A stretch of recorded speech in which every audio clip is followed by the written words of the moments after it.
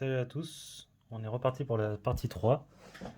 Du coup, j'avais commandé aux États-Unis ce petit truc là, cette nappe, pour pouvoir ressouder dessus. En fait, c'est beaucoup plus simple que sur la carte parce que j'ai essayé avec mon nouveau fer à souder et ça ne marche pas du tout. J'ai pas envie de niquer une manette, donc j'ai préféré acheter ça. Le seul problème, c'est que ça a été bloqué à la douane et que du coup, j'ai dû attendre un mois et demi. Je l'ai commandé le 3 janvier et on est le 19 février. Donc bah, ça fait quasiment 2 mois. Donc voilà, du coup on va s'attaquer à souder, tout simplement. Celle-là, la map se met comme ça et on la retourne de l'autre côté. Donc je vais mettre pause pour l'instant et je vous reprends dans 2 minutes. Bon, du coup j'ai coupé les câbles qu'il me fallait à la bonne hauteur. Je vous ai épargné ça. Du coup, il va falloir que j'ajuste la map dans ce sens-là. Oui, c'est ça. Et comme ça, de l'autre côté, on revient dessus. Donc en fait, là, ici, il faut l'enclencher là. Juste ici. Replier la carte mère de la manette dedans. Putain. Attendez, je vais la prendre en main. Donc on avait dit, c'est comme ça. C'est comme ça.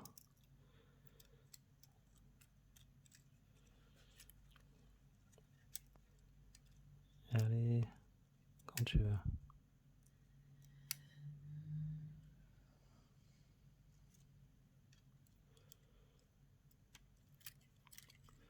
Putain, c'est chiant un peu. Du coup, c'est un peu casse-couille. Pour ajuster le truc. On va y arriver.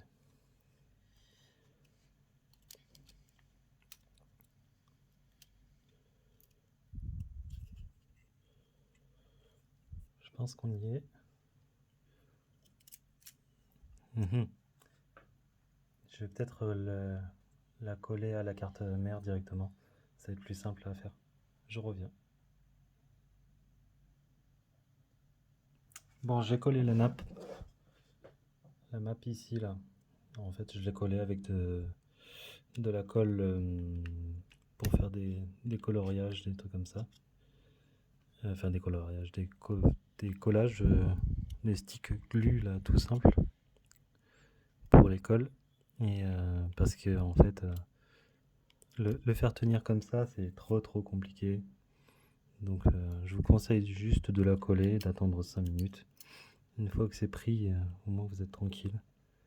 Et c'est fait. Maintenant on va remonter toute la connectique, tout simplement. Puis on va se mettre à souder.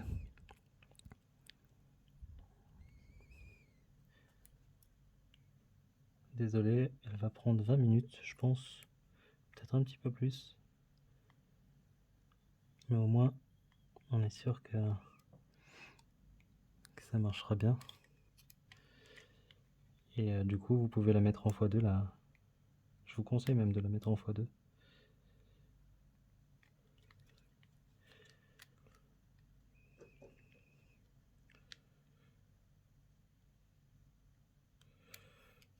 Voilà.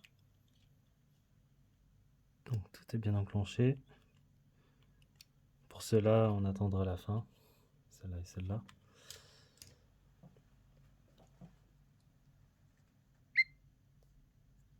On va mettre de la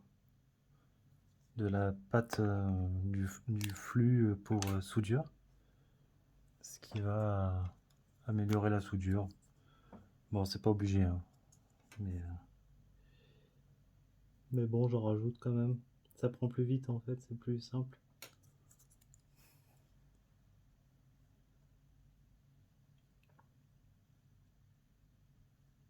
Ça fait une belle soudure en plus.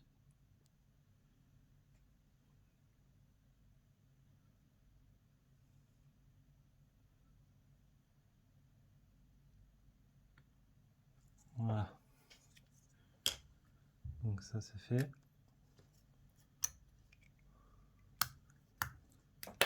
Voilà. Donc on va se mettre à souder. Alors je vais prendre un côté bleu, un côté rouge. Hein. Le bleu ce sera pour la croix et le rouge pour le rond. Voilà. C'est bon, j'ai fait les soudures. Donc on voit que il y a la croix là pour le bleu. Allez, fais la mise au point. Il y a la croix pour le bleu. Et sur le G, en fait, il y a 6 plots en bas.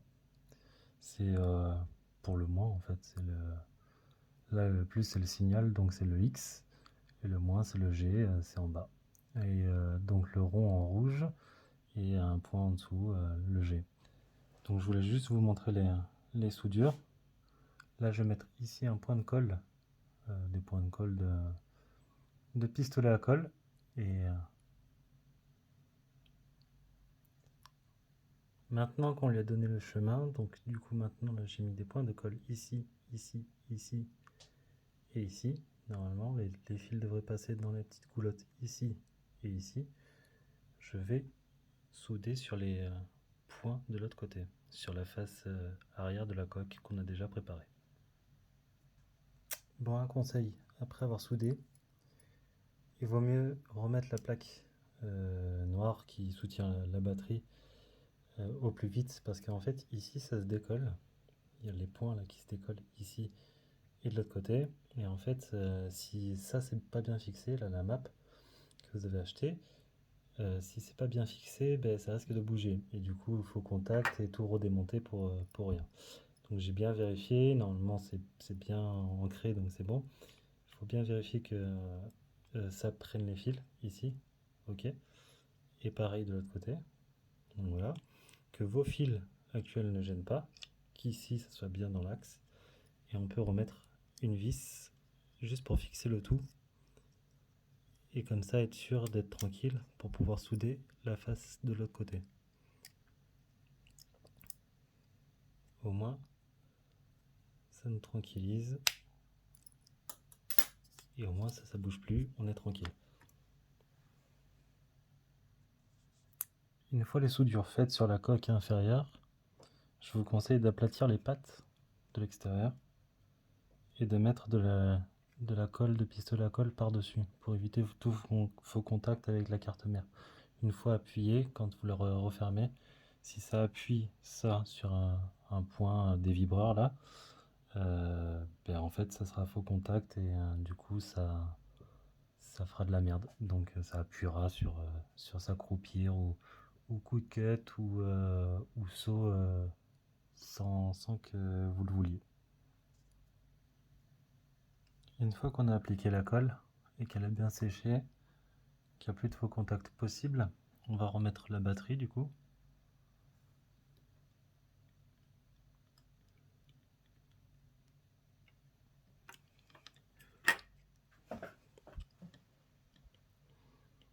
Voilà. Ici il y a le passe-câble qui est en noir, je ne sais pas si vous le voyez. Je vais le passer en dessous et voilà. Franchement ça devrait se mettre tout seul. Il y a le passe-câble, petit truc noir là. Et ça se clipse dedans. Donc ça se fait facilement. Maintenant il va falloir refermer. Et alors là, il va pas falloir pincer les câbles ou quoi que ce soit. Du coup,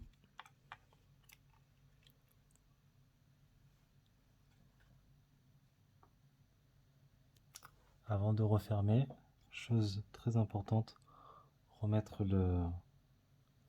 les deux capteurs. Là, il y a un micro ici qui passe par en dessous et qui va revenir par là.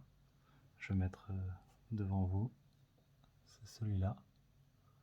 Donc très simple à mettre. Hein. En fait, on a juste à enclencher le câble par en dessous sur la droite il va ressortir de l'autre côté.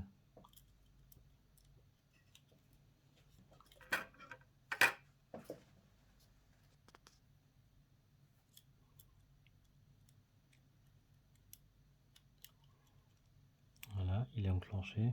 Ici, il y a une petite en coche pour pouvoir le mettre dedans.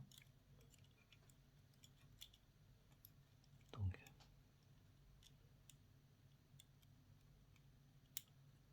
ce petit morceau noir là, très souvent, il se décolle, il s'enlève. Pour le remettre, c'est très facile et il y a un détrompeur, donc on ne peut pas se tromper. Voilà, ici il y a une encoche, on ne peut pas, on l'enclenche dedans et du coup c'est parfait, ça peut pas aller plus loin. Donc on remet la cosse. Donc en fait j'ai remis la petite, le truc pour enclencher le connecteur. Tout simplement, elle y va tout seul dedans. Pas trop forcer, vérifier que ça soit toujours enclenché dans le truc. Donc il y a le deuxième micro. Ça doit être le haut-parleur, un des deux. Donc il retourne à son logement de base. Donc en fait il faut l'enclencher comme ça. Puis ici,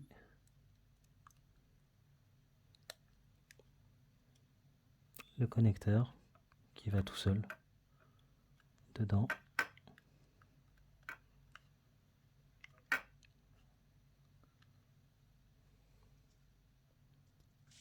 Surtout bien vérifier que là, il y a un tout petit crochet de rien du tout. Je sais pas si on va le voir.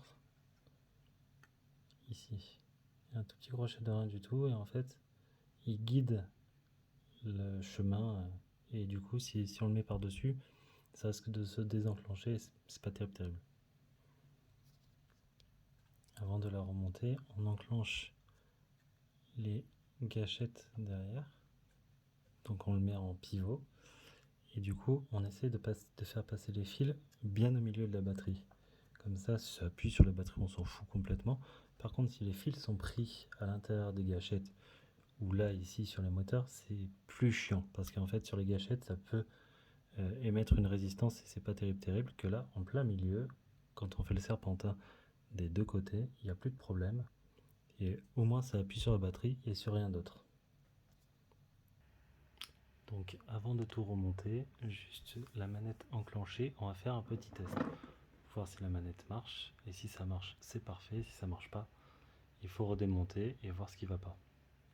Vous avez sûrement peut-être soit mal soudé, soit mal enclenché mal soudé dans le mauvais sens. En fait, il faut deux voies différentes en fait pour le ground, le moins du coup. Il faut une voie et pour le signal, donc le X ou le rond, il faut une autre voie. En fait, sur les boutons poussoirs là que je suis en train d'appuyer dessus là, il y a un sens et en fait on le voit, c'est une lignée. Donc chaque lignée a son point. Je vais vous le montrer juste après. Donc on va juste tester, on va pas aller dans une partie rien du tout. On va juste voir si ça marche. Si ça marche, c'est parfait. Si ça marche pas, tant pis. Enfin, tant pis. On démontera. Donc pour le X, ça marche parfaitement. Je ne veux pas chercher de partie. Donc là, je suis en train d'appuyer de l'autre côté. C'est vraiment pas simple. Donc le X, on a dit que c'était bon. Et merde. On quitte le salon, donc moi tout marche. Donc, désolé. Alors, ça c'est le B, enfin le rond. Voilà. Le X. Voilà. Donc c'est parfait, ça marche. Donc ça c'est le bouton poussoir qu'on a mis. Voilà, la mise au point est faite. Donc comme je vous parlais de lignée, si vous mettez alors le X ici, sur ce point-là, et le ground ici, sur l'autre point. En fait, ici, ce sont des lignées. Ça se voit. En fait, il ne faut pas qu'on mette le X ici et le ground ici. Sinon, ça ne marchera pas, ça fera court-circuit. Si on met pareil, si on met le X ici et le ground là-haut, en haut à droite, ça fera court-circuit. Donc, il faut mettre chaque lignée à son point. C'est très important, sinon ça ne marche pas. Donc ici le X et ici le ground. Ou inversement, ici le X et ici le ground. Pour la taille des boutons poussoirs aussi, sur celui-là, sur cette manette-là que je viens de faire, j'ai mis du 0,7 en hauteur. C'est la taille du picot. Là, on est sur du 0,5. C'est pas celui-là que j'ai mis, mais j'ai trouvé que celui-là, je ne sais pas trop où il est le 0,7, donc voilà. Donc c'est du 0,7, ou même vous pouvez mettre du 0,9, voire 1. Et en fait, ça sera plus loin dans la manette, mais après on peut le recouper, et vaut mieux trop long que trop court. Voilà. Donc on va remettre les vis. J'essaie de faire ça en rapide.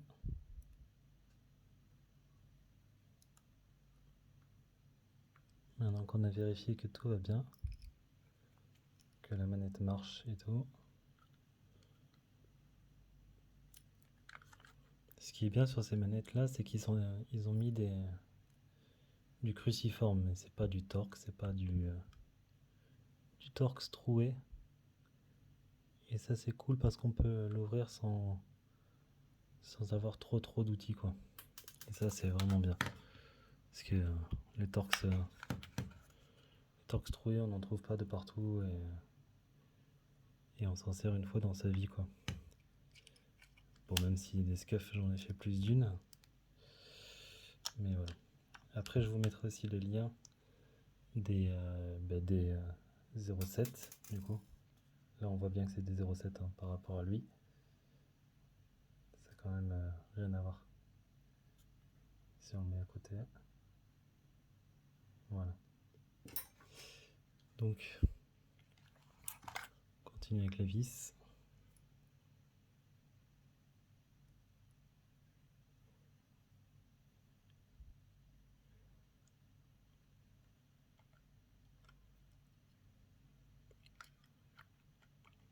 En plus, l'avantage c'est que les vis, elles sont pas.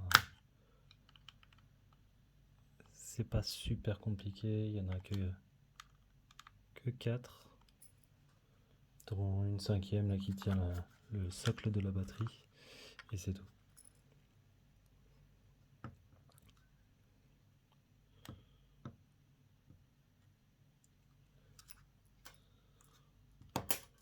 Bon. Je vais y arriver.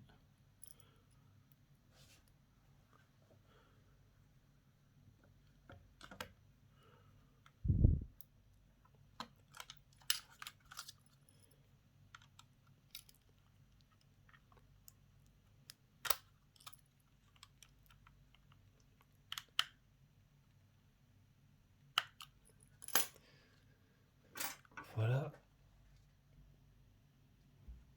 Donc, une fois que les vis sont remontées, on vérifie quand même que les encoches soient bien enclenchées et aussi que le micro est toujours en place parce que ça risque de sauter très souvent. Donc on remet tout simplement le milieu.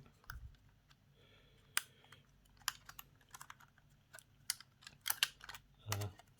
En fait, à mon avis, il faut l'enclencher ici. Taper. Voilà, ce que je disais. Voilà, parfait. Tout est enclenché, donc enclenchez les deux d'abord, puis après rabattez. Donc en fait, moi j'ai acheté des joysticks supplémentaires. C'est à votre guise, hein, vraiment. Moi je préfère ceux-là. C'est des domés, au moins on n'a pas besoin de changer le joystick de base. On a juste à l'enclencher dessus. C'est j'ai galéré très très longtemps à les trouver et du coup chacun c'est comme une 106 hein, c'est chacun ça et prend son joystick adapté à ses façons de jouer. Donc ceci, je crois que c'est 9 € et il y a toute une sorte de joysticks qui sont vraiment bien, dont celui-là qui est vraiment bien. Il est à picot et, euh, et il est bas. Et celui-là, il est domé, pareil. Mais celui-là, il a un silicone qui est exceptionnel en termes de grip. C'est vraiment très très bon. Du coup, donc il faut réenclencher les boutons. Voilà. Ah, ça se fait super simple en fait. Il faut bien être en face, je pense. Dès que c'est fait, dès qu'on est bien en face, on appuie et c'est bon, c'est réenclenché. Parfait. Donc j'ai mes joysticks. Là, on va s'attaquer aux palettes. Et après, je mettrai du coup les grips qui sont juste derrière. Celui-là est pas mal. J'aime bien celui-là. Il est un peu. Celui-là, il est concave et il a un silicone qui est agréable. Et celui-là, c'est exactement le même que celui-là. Sauf qu'il y a marqué Protect dessus et qu'il est en camouflage. Donc voilà. Et en termes de prix, ça c'est 9 €. Il y en a blindé, il y en a des rechanges et tout. Celui-là, c'est 9 €. Mais bon, il y a merde, les grips pour les triggers, pour les gâchettes. Voilà. Donc maintenant que tout est remonté, je vais ajuster les palettes. Donc c'est les 4 PS de chez Scuf. Ça coûte 15 balles. Et en fait, c'est celle avec les 2 trous. Parce que sinon, il y en a celle pour enclencher derrière. Mais ça n'existe pas pour l'instant des Scuf PS5. Donc en fait, il faut prendre celle avec les 2 trous. Avec, il vous donne la clé pour serrer et les vis. Donc voilà. Moi, je vous conseille euh, vraiment, si vous voulez mettre le bouton ici, comme dans la première vidéo, je vous ai montré, vous faites comme vous voulez. Moi, c'est comme une sensi. En fait, chacun ses choix, ses goûts. Et moi, ce que je vous conseille de faire, c'est prendre la palette. Donc ça, c'est la palette de droite. L'arête est droite, tout simplement. Donc voilà. Vous la mettez donc avec votre seconde main. Vous tenez la palette, donc la main gauche. Vous tenez la palette. Vous la mettez face au, au bouton, tout simplement. Et vous prenez la manette comme si vous jouiez, tout simplement. Et vous l'ajustez jusqu'au moment où vous avez trouvé le point où c'est pas dérangeant de, de l'avoir en main. C'est-à-dire, votre doigt est pas trop écarté du bouton, que ça vous plaît, qu'il n'y ait pas de difficulté à la prendre en main, que le feeling est bon et que vous avez juste à poser votre main et que ça trouve tout de suite le bouton. Donc moi j'y suis, c'est là. Donc je vais tout simplement faire des points au crayon gris pour l'intérieur des trous. Puis je percerai et je mettrai les vis. Après, une chose aussi à savoir, c'est que les, euh, les vis, très souvent, ça ne tient pas. Ça se dévisse, c'est de la merde. Même si vous avez percé très court, enfin très fin, et que vous rentrez les vis en force, très souvent la palette bouge, se décale, la vis se dévisse, c'est de la merde. Du coup, moi ce que je conseille, vu que vous vous en foutez de voir derrière la manette, si ça arrive, laissez les deux vis et collez la palette sur la manette. Donc je vais faire les ajustements, euh, puis je vous montrerai ce que ça donne. Bon, j'ai enfin trouvé les positions idéales pour mes palettes. Du coup, maintenant je vais percer et on va installer les palettes. Ça y est, on a enfin percé. et mis les palettes, ajusté, serré. Du coup ça marche. Maintenant on va mettre les grippes et ça sera terminé. Donc on va mettre les petits grippes. J'avais fait la mise au point. Donc il y en a deux sortes. Un avec des vagues, enfin des stries, et l'autre plus avec des petites tuiles. C'est pas. Je préfère celui avec les stries, chacun ses goûts.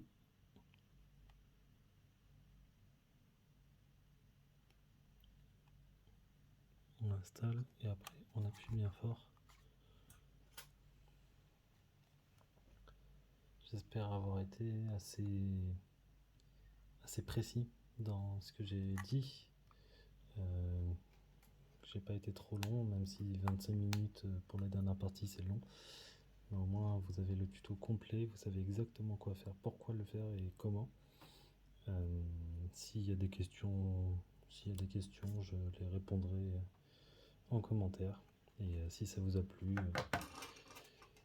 eh ben, j'en suis bien content parce que quand je voulais le faire, à l'époque, il n'y a personne qui m'a aidé. Et j'ai dû chercher des plans de montage sur internet, sur quel point souder. Il n'y avait pas ces maps qui étaient certes payantes, mais tellement plus pratiques, à souder que directement sur la carte mère. Je suis pas mauvais soudeur, j'ai un très bon fer à souder. Et vraiment là, c'était très dur. Sans ça, je suis pas sûr de pas casser la carte mère, quoi. Donc, euh, donc voilà, il faut vraiment faire attention, sinon on perd très vite une manette. Très vite, on la casse, quoi. Donc ça marche. C'est bête et du coup, souder dans les points que j'avais créés, c'était vraiment très très dur. J'ai préféré acheter la map. Donc voilà, si je vous ai aidé, j'en suis content. Et si ça peut vous guider au moins sur comment faire une SCUF, une manette à palette, ben, j'en suis très content. Allez, bonne soirée à tous et amusez-vous bien.